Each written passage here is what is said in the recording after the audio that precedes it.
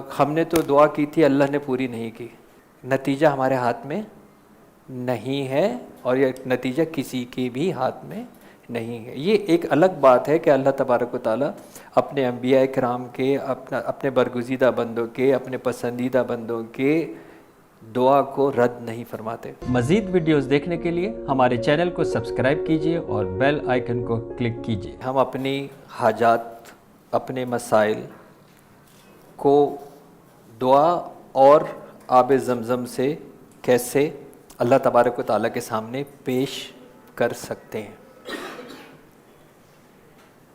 کیونکہ مسبب الاسباب اللہ تبارک و تعالیٰ کی ذات قدرت رکھتی ہے کہ ہماری دعا کو قبول کرے. جو طریقہ کار ہمیں سیرت طیبہ سے اور قرآن پاک سے ملتے ہیں، جب اللہ تبارک و تعالیٰ فرماتے ہیں کہ مجھ کو میرے ناموں سے پکارو، میں تمہاری سنتا ہوں. وہ مسنون دعائیں جو رسول پاک صلی اللہ علیہ وآلہ وسلم نے سکھائیں، پڑھیں اور ہمارے پاس صحابہ کرام، علماء کرام کے ذریعے پہنچیں، وہ طریقہ کار ہیں جہاں پہ یہ بھی سکھایا گیا کہ ہم کیسے دعا مانگ سکتے ہیں اور اپنی حاجات کو اللہ تبارک و تعالیٰ کے سامنے کیسے پیش کر سکتے ہیں. تو ذہن میں یہ بات ہونی چاہیے کہ ہم اللہ تبارک و تعالیٰ کے سامنے اپنی اس حاجت کو پیش کر رہے ہیں اس یقین کے ساتھ کہ کیونکہ ہم خالصتاً اللہ تبارک و تعالیٰ کے نام، خالصتاً قرآن پاک کی بتائے ہوئے احکامات، خالصتاً قرآن پاک کی بتائی ہوئی آیات، رسول پاک صلی اللہ علیہ وآلہ وسلم کی سیرت طیبہ سے سیکھتے ہوئے جو ہم پیش کر رہے ہیں، اللہ تبارک و تعالیٰ وہ اس کو ضرور سنیں گے. اور جب یہ جائز مقصد ہوگا، شرعی مقصد ہوگا، تو پھر اللہ تبارک و تعالیٰ ضرور اس پہ توجہ فرمائیں گے. کچھ چیزیں ایسی ہیں جو ہمیں پہلے یہ پتہ ہونی چاہیے کہ اگر ہم اللہ تبارک و تعالیٰ سے اپنے کسی مسئلے کے حل کے لیے دعا کر رہے ہیں تو ہم اس مسئلے کو جانتے ہیں، کیونکہ یہ دارالعمل ہے. یہ ذہن میں یاد رکھیے کہ یہ دارالعمل ہے. اس میں ہر دعا یا ہر مسئلے کے حل کے لیے بیچ میں عمل ضروری ہے. تو یہ ممکن نہیں ہے کہ ہم دعا کر رہے ہوں لیکن اس دعا سے جو ریلیونٹ عمل درکار ہو وہ نہ کر رہے ہوں.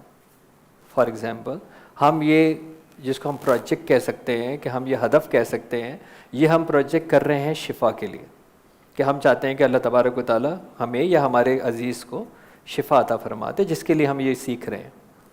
لیکن اس شفا کے لیے کچھ عمل کی ضرورت ہے. اس عمل میں علاج بھی ہوگا، اس عمل میں دوا بھی ہوگی، اس عمل میں کچھ احتیاط بھی ہوگی، اس عمل میں کچھ لائف اسٹائل رویے بھی ہوں گے. لیکن اگر میں یہ سمجھتا ہوں کہ میں یہ دعا تو کروں لیکن یہ عمل نہیں کروں اور یہ مکمل ہو جائے، تو مشیت جو ہے وہ اس کو قبول نہیں کرتی. کہ یہ اللہ کی مشیت ہے کہ اس نے عمل کو اٹیچ کیا ہوا ہے، لازم کیا ہوا ہے. ہر دعا کے ساتھ اللہ تبارک و تعالی نے عمل کو لازم کیا ہوا ہے.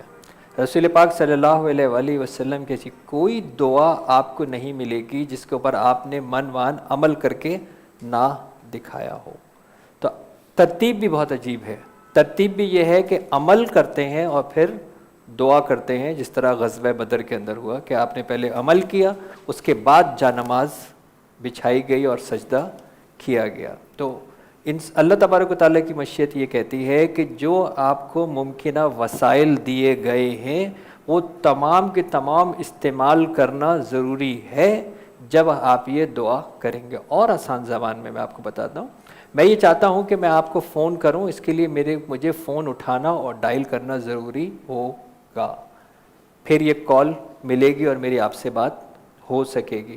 تو بہت سارے لوگ جب اس طرح کی کوئی چیز سیکھتے ہیں تو ان کے ذہن میں یہ ہوتا ہے کہ جی ہم نے تو دعا کی تھی، اللہ نے پوری نہیں کی.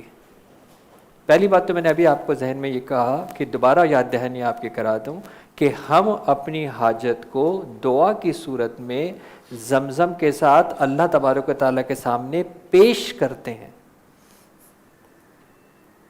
नतीजा हमारे हाथ में नहीं है और ये नतीजा किसी के भी हाथ में नहीं है। ये एक अलग बात है कि अल्लाह तबारक व तआला अपने अंबिया किराम के, अपने बरगुज़ीदा बंदों के, अपने पसंदीदा बंदों के दुआ को रद्द नहीं फरमाते। मज़ीद वीडियोस देखने के लिए हमारे चैनल को सब्सक्राइब कीजिए और बेल आइकन को क्लिक कीजिए।